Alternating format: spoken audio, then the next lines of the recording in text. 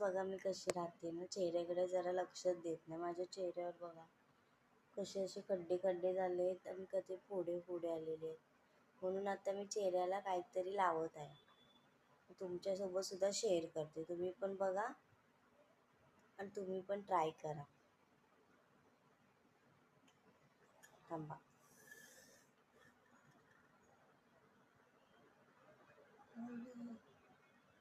दाखव. तर एक वाटी घेतली,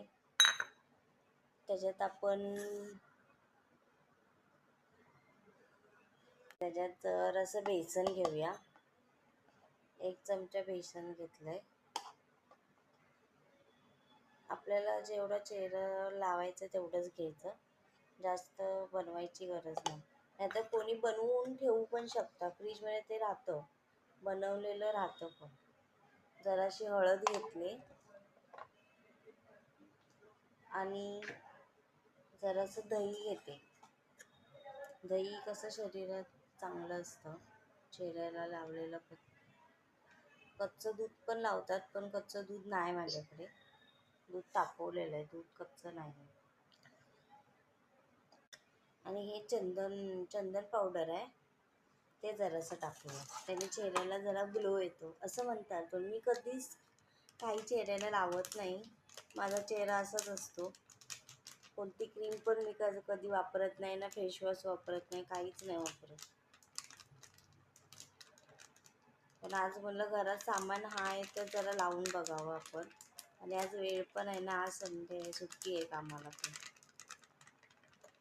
थोडंसं चंदन पावडर लावून घेऊया.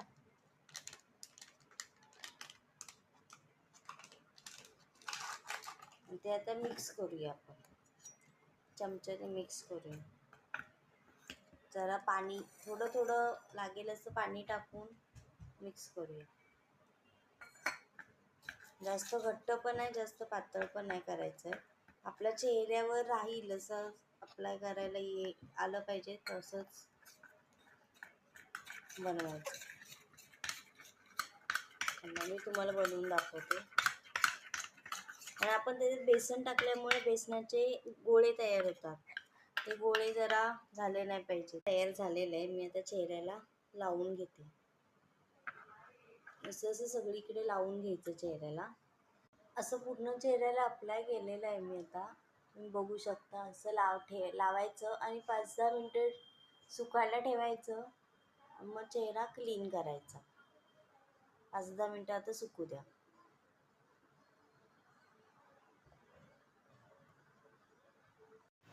चेहरा आता पाण्याने क्लीन करायचा आहे. अशा प्रकारे तो धुवून घ्यायचा.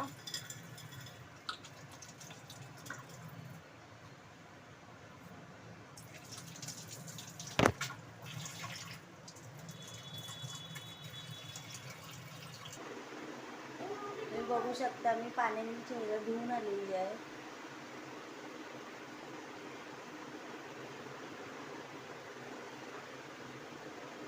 जरा चेहरा क्लीन झालेला वाटतो. तुम्हाला पण ट्राय करायचं. तुम्ही पण घर बसल्या असलं चंदन पावडर हे हळद लावून आपला चेहरा घरच्या घरी ग्लो करू शकता.